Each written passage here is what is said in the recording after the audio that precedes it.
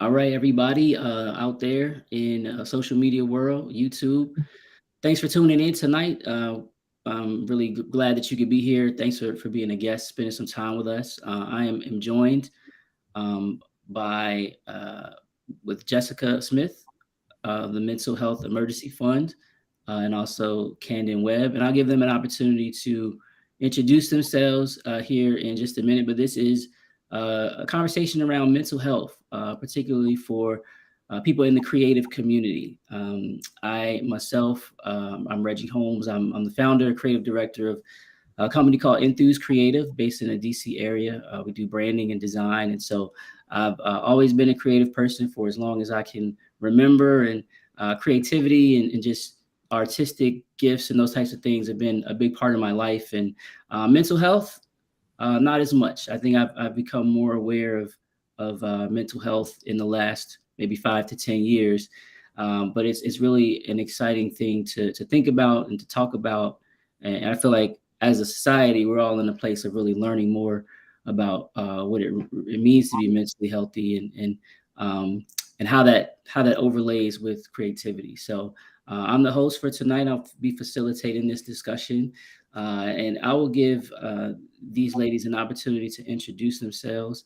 We'll start with Jessica, then we'll go with Canden. But please just let the people out there know who you are, sort of your creative background, a little bit about who you are and why you want to participate in this discussion.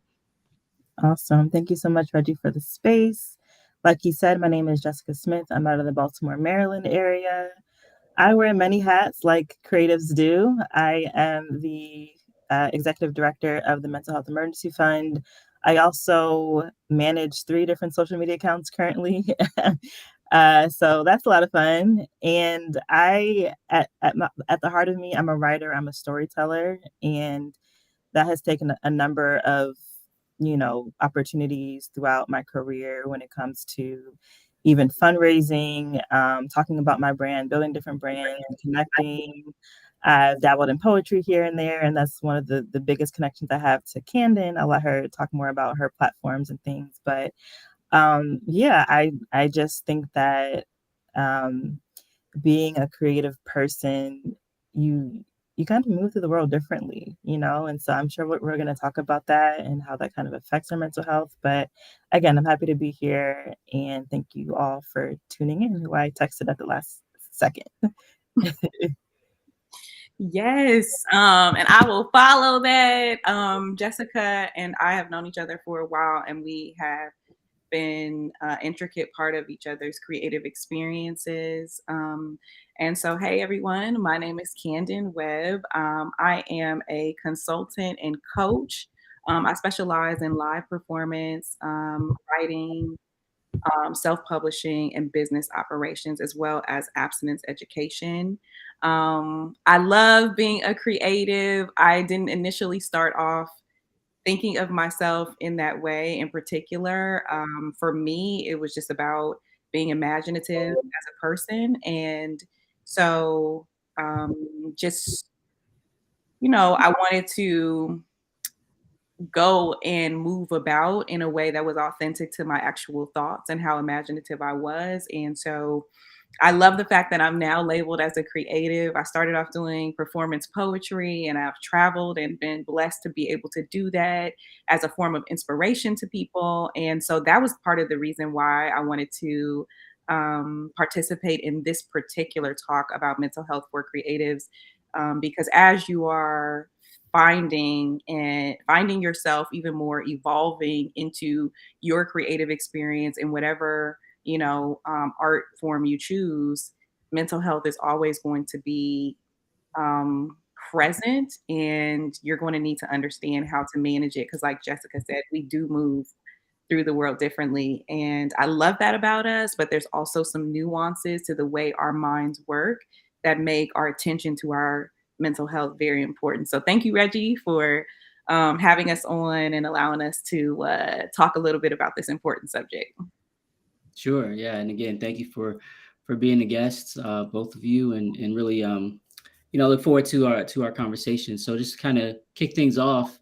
I would love to know for each of you, what does it mean to be creative? Like in your own words, how would you define that or describe that? What does it mean to be creative?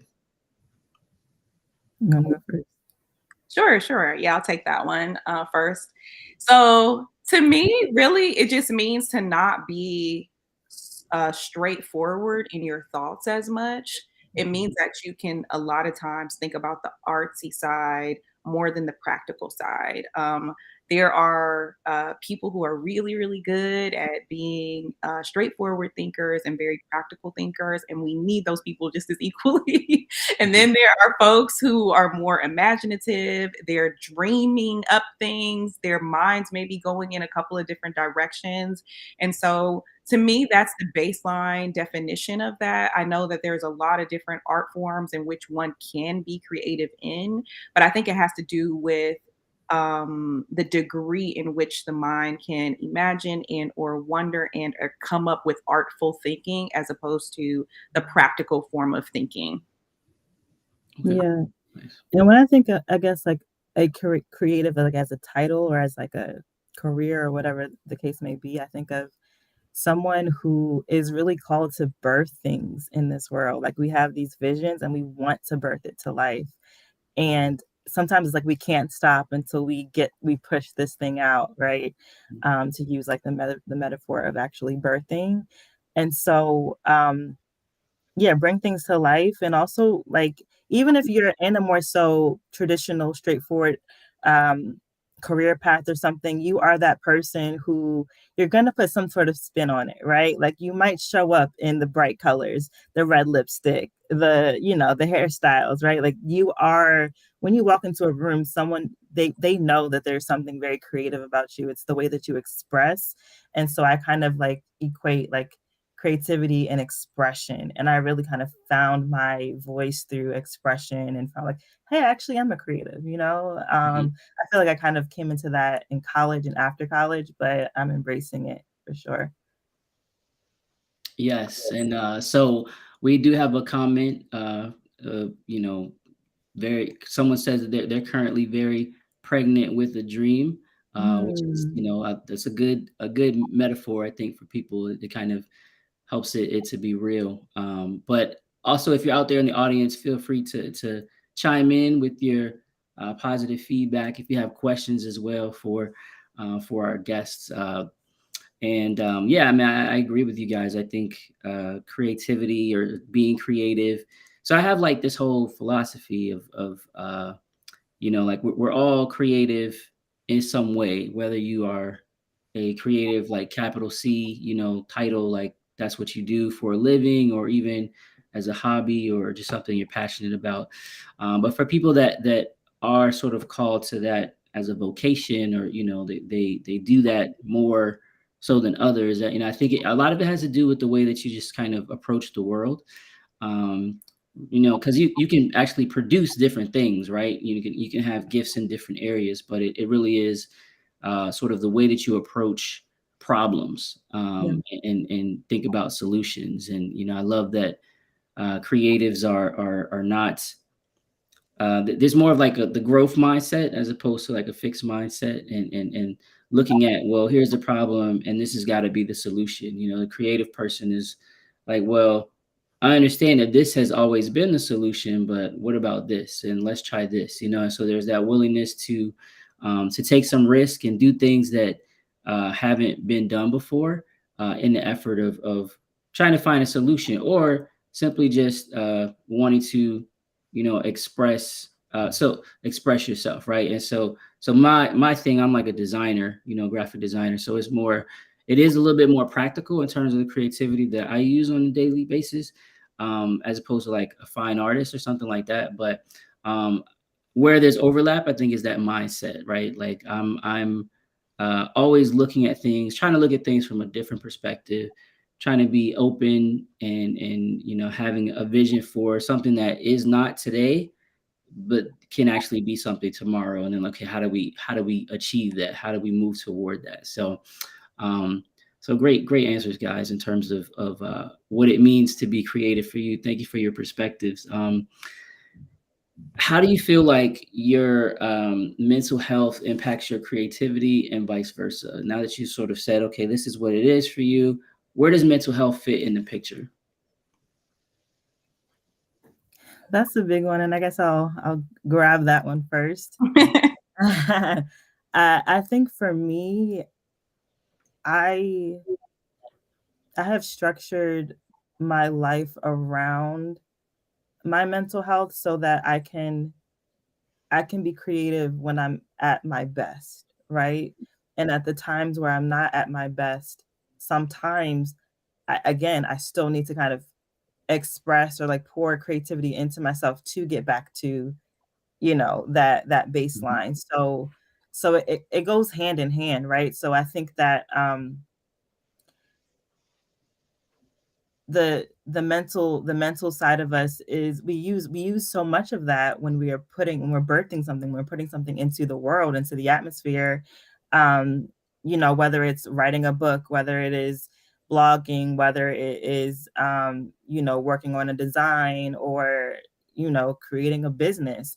All mhm, of that takes so much out of us mentally, which can be very draining. mhm, It can also be very isolating because everyone around us might be doing a 9 to 5, or we might be up in the late hours of the night and no one else is kind of grinding at the time that we are, and it can feel isolating. Or um on the other side of that, we might be having this vision that no one else believes in, and they might think like, girl, like, okay, like, I don't really see the vision, but good for you, type of thing. And so sometimes it's really hard to like hold on to that vision, mhm, when others around you are so practical. They are thinking about the money, they are thinking about the dollar and the practical things, and stability and all those things. And it's like, no, I know in my heart that this is something that I'm called to birth.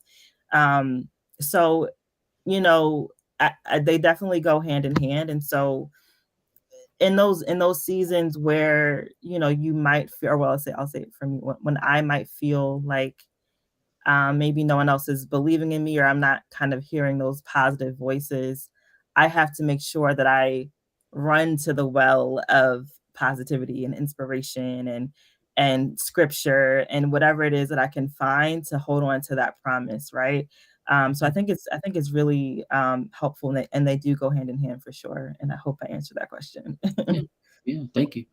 Yeah, I absolutely agree. I think one, it takes a lot of courage to step out on just, you know, sometimes natural talent and gifting, and then sometimes the development of your creative project and or idea, without letting yourself be bombarded with the perspective of others.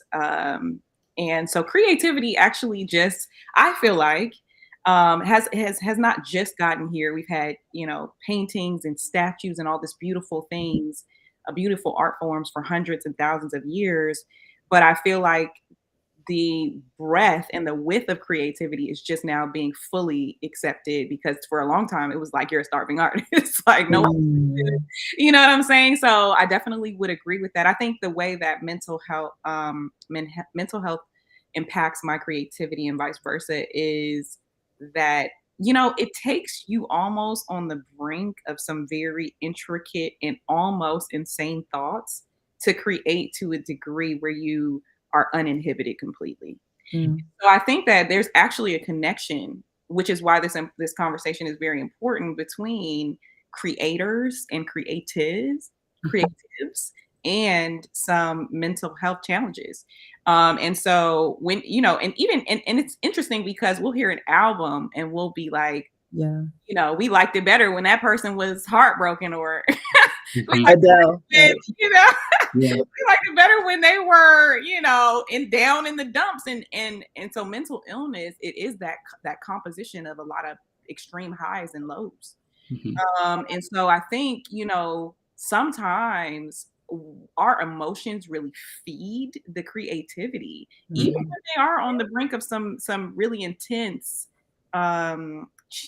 challenges. Like, a lot of people throughout history who are creatives really, um, had some dire moments where they had to really center themselves and come back to the reality of things, as well as create uninhibited. And I think that's the challenge of like, how do you keep that balance between personally understanding what is real and what isn't, and then keeping your imagination really fed, right? So it is a challenge. It has been a challenge for me personally, but one that I feel like I've been able to manage Mhm. pretty well by remembering that there's my creative world, and then there's the world in which my creativity lives. And I think Mhm. that's really helped a lot to really define that all of you is not just the create. You're not just the creative. You are a creative, but you're not Yeah. just that. You're not only that, Right. right?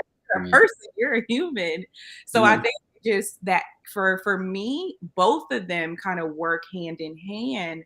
But I think the priority has to go to your mental health, like Jess said, in order for you to feed one out of the other, right? And Yeah. so sometimes your mood and your mental state of being is in a dire state, but your creativity flourishes, and you have to be the one to kind of regulate that balance and Yeah. get yourself back in line so that you can continue to create on that brink, you know? Yeah. Yeah. Yeah, great point. Yeah, I learned that it was something called like loneliness awareness month. I didn't even know that that was a thing. They have an awareness month for everything, but so I was thinking about the idea of loneliness and just kind of how pervasive that is, particularly in the last couple of years, where a lot of people have been really isolated, and creatives, in that group for sure, and so. Also along with that, like historically, a lot of creatives have created their best work in community, in groups of creatives that were doing similar things at the same time, kind of got together and said, hey, let's inspire each other, let's help each other to take what we're doing even higher, sort of that synergy that comes when like minds get together.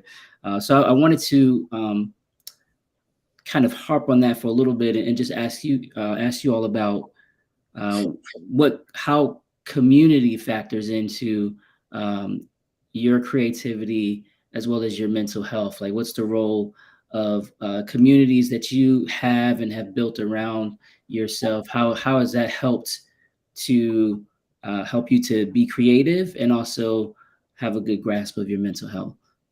I'll grab that one. I want to read a comment in the chat. So my friend Evan, she said, "We are here for two things: to create and experience. Our experiences shape our creations, and our creations shape our experiences." So I think that's beautiful, and just to know the difference, right? Like creating and experiencing, because I've I don't know if it was a podcast. I'm a big podcast listener, and so Mhm. I think someone was saying like, if you're kind of feeling out in a funk and you don't feel like creating, go live, go and just live and do something, and then you're going to be inspired just by living your life, so you can come back and create afterwards. So that kind of goes hand in hand with what Evan's saying. It's like just experience life, and then you might be inspired to create something later. Yeah. Um, and so in terms of community, Candace's community that she created, Beautiful Minds and Sunday Social. So back when I was living in the DC area, what was it, the third Sunday of every month, if Mhm. I'm right? Right, the third Sunday of every month, we would have a open mic, and that was like one of the first places that I felt comfortable to use my voice and actually like share my poetry out loud. I've been writing since I was like 13 years old, but to be in a community around other artists, like, and to actually see myself, like I said, see myself as an artist, call myself an artist, it was a beautiful thing. And I haven't had that since what, like 2018. I miss it very much. Um, you see me like lighting up about it, but I think that it was just such a beautiful thing that I was looking forward to every single month, um, to to be in that atmosphere and just kind of hear like, oh wow, I can see myself in your story. Like you Yeah. might express differently, you might have your lyricism might be different than mine, your poetry may come out different than mine, but there's something really like um a through line that we can relate to. And Mhm. I found that to be incredibly helpful, just as I was kind of figuring out like what my gifts were. And I think that the more that I got comfortable and confident speaking right in front of a crowd, it enabled me to take more steps in other areas, other directions, to the point where now, I'm doing podcasts, I'm doing, events like this where maybe before I would have been shyer to use my voice. But that community element is so important. And Canden has always been someone who creates community wherever she goes. She has like a million communities. I'll let her talk about that. But I also recently have just created a couple of different communities online. I have one random community on Instagram where we like watch different shows on Netflix or Hulu or whatever. And then we like have a discussion on Zoom and we talk about it, and we've been able to build community that way. And so that's been really cool. It was just something that was on my heart for like a while. And I was like, let me just do it. And I just kind of brought people in, and then some brought more people in, but that's one of my communities. And then I'm going to be starting a community where for those who are more creative in like the later hours of the evening, to kind of just like get on a Zoom and be productive and be creative during the later hours of the night for the night owls, and get stuff done. Because sometimes, if I'm honest, like it can be easy to just let hours pass you by if you don't have a strict schedule. So that's something that I'm going to be implementing very soon. I sent out the survey already, but I needed to like email them back. So yes. Okay. Cool. Yes, I love it, because I believe that communities are like inspirational accountability. Right? And so we all feel, when I can be amongst other creative people, and this is why you'll see different performers or entertainers, like some of them lived on the same block, some of them went to the same performing arts school, and they literally were brought up together, and now they're like making tracks or making art. And so it's interesting because sometimes we just need the affirmation of having someone else say, me too, like, oh yeah, we should do that. And collaboration has always been a huge part of the creative community. I mean, you gonna get some collaboration. These animated films that we watch, it took hundreds of people. Sure. So and we're like, and we think it's funny, like we're like, well, okay, the rapper gonna bring 20 of his friends on stage.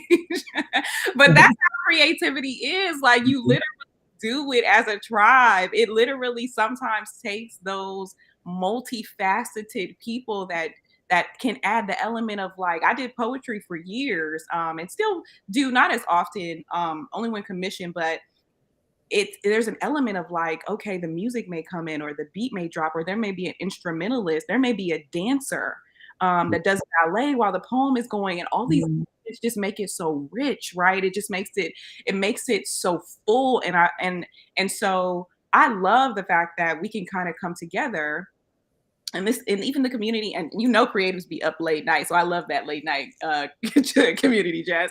We be up 3 a.m. Like just shooting the breeze, creating stuff.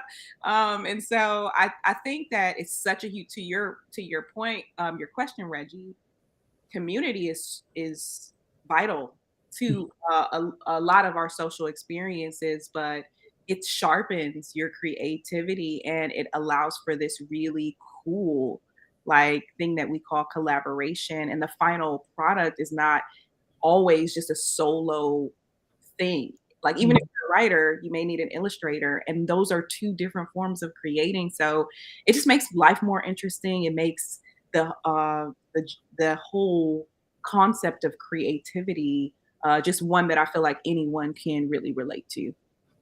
Yeah, great points. And you all sort of alluded to it a little bit earlier, but I want to kind of go back to this idea of self-care. Self-care, I feel like, is a word that, it's thrown out there a lot. It's sort of practiced and understood in a lot of different ways, but what is the role of self-care for the creative? And maybe you can share, if you're willing, one or two things that are part of your habits or practice as it relates to self-care, that aids you in your creativity or allows you to be able to sustain and maintain your creativity.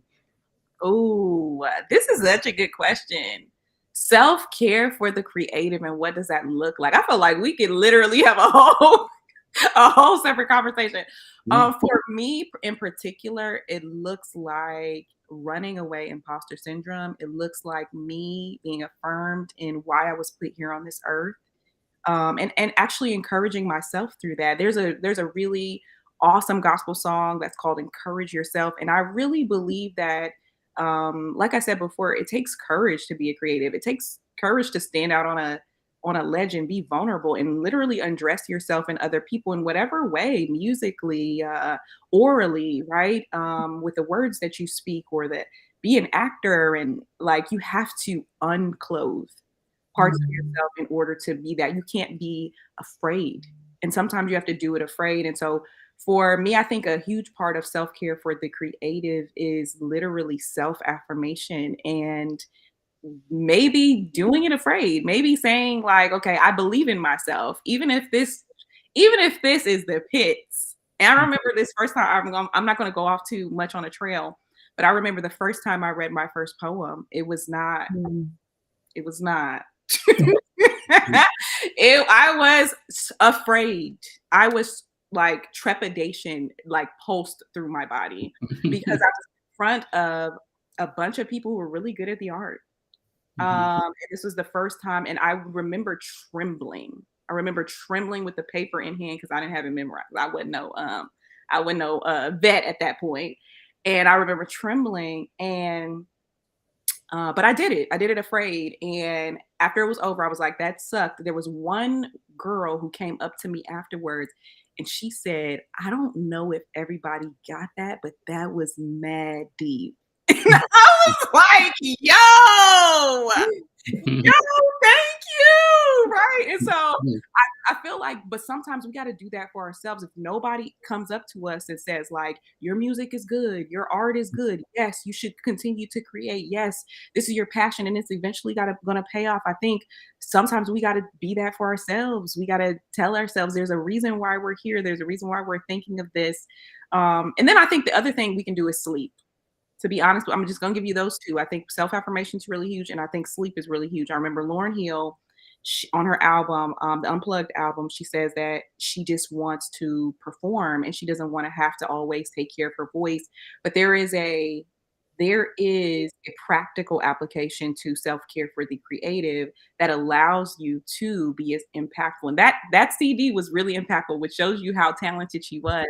But one of the things she said is when she doesn't get sleep, her voice doesn't work well. So I think really self-care for the creative is like sleep. Don't be letting people judge you. Okay, just take a nap, bro. Take a nap, sis. And then perform afterwards. I when I get ready for something, if I'm not well rested, it does not go like I designed it for it to go. Yeah. Yeah. Great. Thank you. That's great. Another comment in the chat. This one's my dad. He said, good discussion. Einstein said that imagination is more powerful than knowledge. So that was on our topic of about, imagination, living in that. Meditation as well. Yes. Yeah. For me, a huge self-care tool, tip, tactic is asking for help. And I think that that's something that most people probably wouldn't consider self-care, because it's, wait, asking other people, how is that self-care?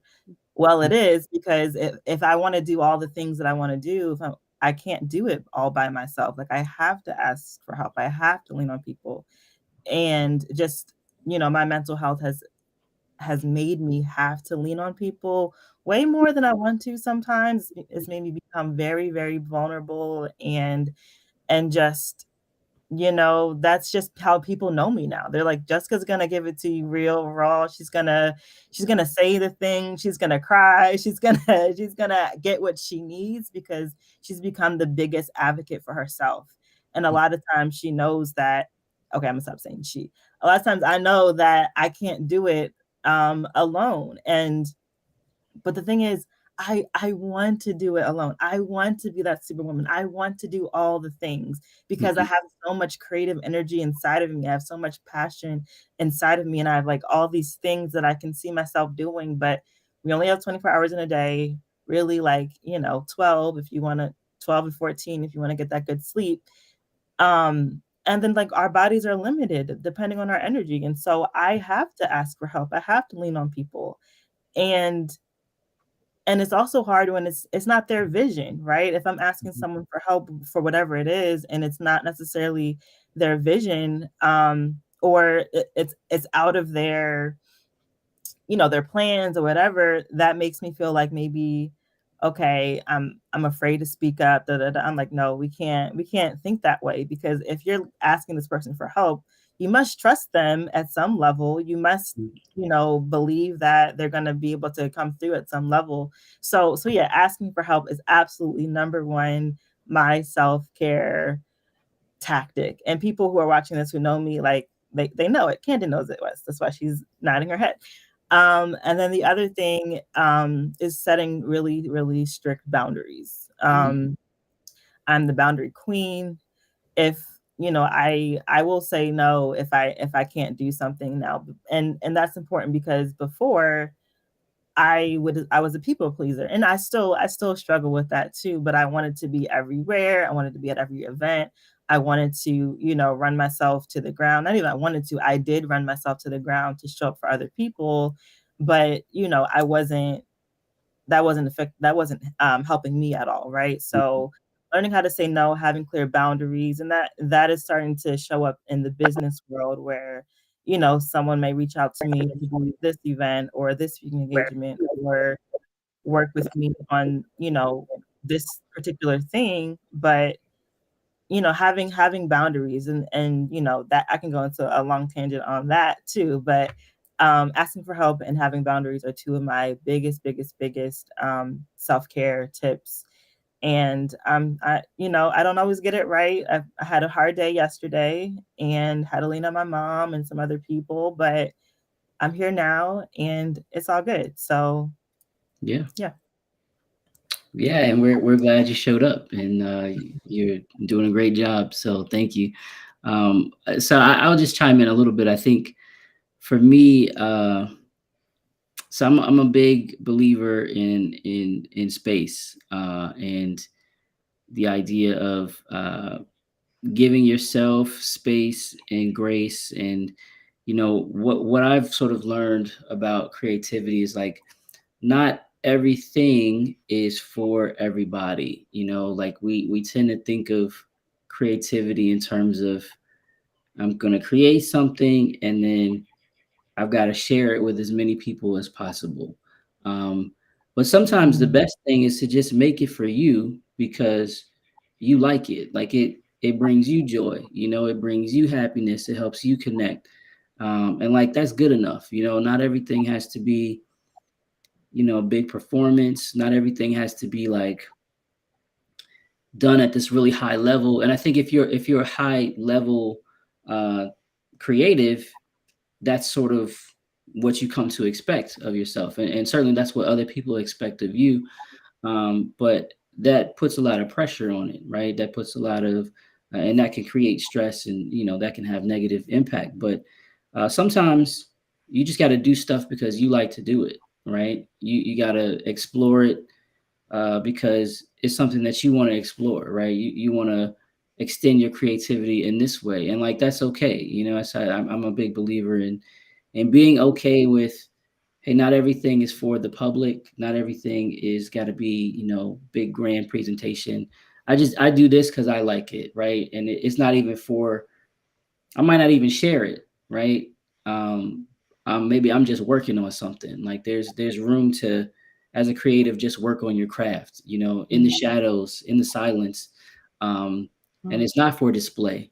And it ultimately makes it better when you do decide to display it. But giving yourself room to just do something because you enjoy it, and it brings you happiness and fulfillment, like that's good enough. There are times when that's completely okay. So I'm a big believer in letting people know that as a creative, like that's okay. Sometimes you're just working on your craft, and like that's totally valid and good to do from time to time, especially if you feel like that's what you need. So I like that, Reggie. He said, "Maybe you like it." Okay. Yeah, Period. I mean, Tweet that. Just make it because you like it. yeah, it's, I mean, sometimes you just in the lab, that's my expression for it. Like, you just in the lab, or in the kitchen, you working. You just, I make a dish. It's not for the restaurant. This is for me to like figure out how to make this dish and put it together the way that I like it, right? So, it's all good. There's room for that too. So, we That's got a question from the audience, from Reggie, another Reggie Green. He asked, is there any advice for a full-time creative leaving their art form as a career for a non-creative career? So, any thoughts on that, on his question? that's such a great question. I think that, kind of like you said, Reggie, Mhm, we're all creatives, and so even if you leave your stream of income, mhm, you're always going to be a creative, right? yeah, You're always going to, even this non-creative career, you're going to find some way to make it creative. Like, you're mhm, going to find some way to make it your own, to do whatever you do to find that fulfillment, or you're going to do something on the side. Like, I feel like your time away from, what I'm trying to say, like, your time outside of your full-time career now is mhm, going to be that much more intentional, and you're going to like pour your passion into that, because you realize, like, oh, I don't have as much time now. Like, your time is like flipped. Like, before, you had full-time creative and maybe like side projects on the side just for money, and now maybe you're thinking about full-time non-creative, and your creative stuff as your side hustle. You are going to find a way to still have that creative piece, because that's you, and that's in you. And so I think, like, if there's fear in making that leap, there shouldn't be any fear, or try to like distance yourself from that fear, because you're it's within you. The creative career is not outside of you, it's within you, and you create it as you go. Basically, that would be my advice, but if anyone else has anything to say to that. Yeah, I like this question. Shout out to Reggie. Um, yeah, I really think this is an excellent question. In my experience, I have found that my non-creative careers and or jobs actually help me in my creativity. And the mhm, way that they do that is because for creatives now, you're working every part of your business. You're not only the creating the content, you're marketing the content. You are, I mean, if you take someone who is, now we have a lot of entertainers that are off label. They're not, they are the label. They are their label. Like, they're independent artists. A lot of people who manage their own art. I mean, Etsy is a beautiful example of that. Like, there's tons of business owners there who don't, they literally use the platform to manage their own art. So now you got to ship. If you're making something physical, a physical e-commerce product, you have to have delivery deadlines with, if you're doing something like videography, right, or anything like that. And I think the non-creative career paths actually equip us to be a little bit more responsible in the creative career paths, because now you're getting the experience that you need, because creatives, I love us, but we can be all over the place. I'm just speaking for me. Okay, let me get my own edges. We can be all over the place, and with like deadlines, we're not as good with the deadlines, we're not as good with the follow-ups and those types of things. And I think those non-creative careers, though we grit our teeth at them, they actually equip us to be a little bit more effective and impactful and responsible with our art. So I think I agree with Jessica. I feel like there should be no fear, because a lot of times God will utilize those jobs and those careers to equip us with what we need. So for me, I run my own business. I was performing poetry for someone else, and Jess does the same thing. Like, you know what I mean? Like, create your own products, create your own business. But that comes with you actually having your feet on the ground and actually being able to meet deadlines and do projects and do admin and those types of things that a lot of times we don't love to do as creatives, but we still need to know how. mhm. Mhm. Yeah. So Reggie, I was in this situation many years ago, and long story short, I was working a job where creativity was not only not encouraged, it was like uh Frowned upon or it something. was, yeah, it was frowned upon, right? And so um so in my time outside of that, like I felt like I was scrambling to get back to a place where I'm like, all right, I just realized that I needed to be in a creative setting, right? Your career is not equated with your calling, right? And so if it's in you to create, as Jessica said, you'll find a way to create, because this is within you.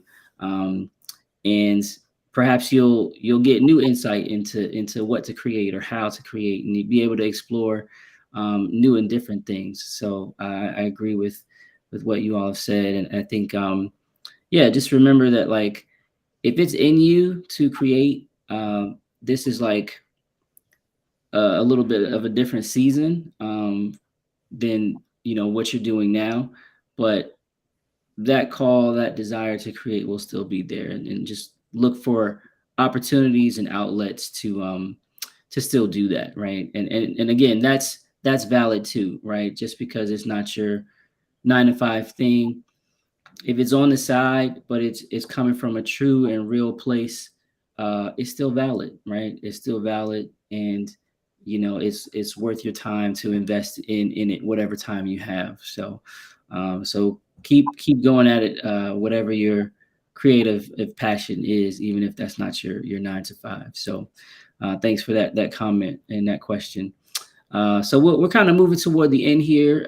It's been a great discussion so far. Really grateful for Jessica and Canden to join and be able to just share this space to really talk about mental health and creativity, and for creative people. And I guess to just sort of close out, if there is one thing that you could share with our audience uh, as it relates to mental health for the creative, one piece of advice, one practical tip, one thing that you want people to take away on this topic, what would that be? I think if I had to give just a soundbite of inspiration, it would be creativity is literally just the way in which we become more familiar with ourselves and more familiar with the world through our gifts. And so I think just not fearing yourself, being honest and authentic is a great way to start. And sometimes there is a lot of fear with really showing yourself, with really being who you are. And I don't think that we should stay rawly at who we are. Mhm. I think it's beautiful to be authentic in who we are. But I think once we kind of uncover ourselves and present and begin to create content. And I love this world we live in of just like even content creators are like coming out of the closet. I feel like everyone is becoming some form of creative. I think once you can unveil yourself, then you can find where you belong. I think until you exit the building that you've been staying in, you won't be able to find your destination to the next place. And so I love this idea of the evolution of the creative because you're not always going to finish where you started. Mhm. And I think even that, to just echo Reggie, is okay. Like it's okay for you to be who you are and to also become the best version of yourself. And so you don't have to stay this raw, unfinished version of who you are just because that is authentic to who you are. But someone told me once, and they were like, man, they prophesied to me, and they were like, you're going to show up more and more as yourself. And man, I love that. I love that. And I take that with me in pretty much everything that I do. I think us as artists and entertainers and creatives and writers and performers, I think that we're going to show up more and more as ourselves. And that will shift shape, but we'll always be able to say, like, I can be authentic here because I'm not pretending, you know? This is actually who I am in different forms and I'm comfortable with it and I'm well versed in it. So that's kind of like a lot of thoughts at once, but just to kind of bring that in and rein it into something that's kind of like takeawayable or tweetable. I think just make sure that you are being who you really are, but not afraid to grow. Yeah, great advice. Good. Great advice. Yeah. I know we're currently on a social platform, but I would say take some time away from social media, and because there's so much comparison, and a lot of times we fall into depression because we are, comparing ourselves to what everyone else is doing, where we think we should be, what our peers are doing, things like that. And that does stifle our creativity. And so I would say take some time away from social media, so that you can actually create and find what your outlet is. Sometimes there might be people listening who don't actually know what their outlet is, or haven't, expressed in a really long time with that outlet. And so I would just encourage you to kind of get back to the heart of who you are, and invest in that, right? Just for you. And I really love what Reggie was talking about, because Canden and I have a friend who has this really dope art form, and everyone wants her to like sell it and do it for them and stuff. And she's like, no, this is for me. Like, this is not for anyone else. This is for me. And I guess I can have a deeper appreciation of like why that is, now that you said that, because some things we really do need to just hold dear to ourselves, because that's what keeps us grounded. That's what keeps us rooted. And so yeah, if you haven't found that thing that you can always come back to, I would encourage you to find that. And for me, that is writing. That is writing. That is what keeps me grounded, even when I'm having different mental health spirals or something. Like, I will write, and I will find grounding and stillness there. So yeah, I would just encourage you to kind of get away from the noise, get away from all of the social media and the internet and all of that, and step into yourself and see kind of what comes out. Yeah, that's great. Yeah, I would just kind of, to tie some of those ideas together, I would say, so never let the output get in the way of the outlet. Like, creativity is about the outlet, not necessarily about the output. And we do live in this world where, if you're creative, you're really good at it, people do want you to sell it. They want you to put it here. They want to share it here. And, creativity is really not about that. Before, we had all these ways to kind of monetize and incentivize creativity. It really was just about getting what's inside out into the world. And I think that's the heart of it. And it's important for people in this world to not forget that, right? When all these platforms die and go away, and we're on to the next thing, your need to have an outlet of expression will still be there. And so stay true to that, and that will take you really far. So thank you so much for joining. This has been a great discussion. This will live on social media for a long time, and hopefully be a source of inspiration for creatives out there that have questions about mental health, and just are looking for some guidance and direction. I really feel like you've led people to some great places tonight. And so I'm really grateful for that. Yes, thank you for having us. Yes, thank you so much. Thank you for everyone who joined in. Please give them a follow at Canden Webb and at Mental Health Emergency Fund. Canden and Jessica, thanks again. Have a great evening, everyone. God bless. Bye. Thank you.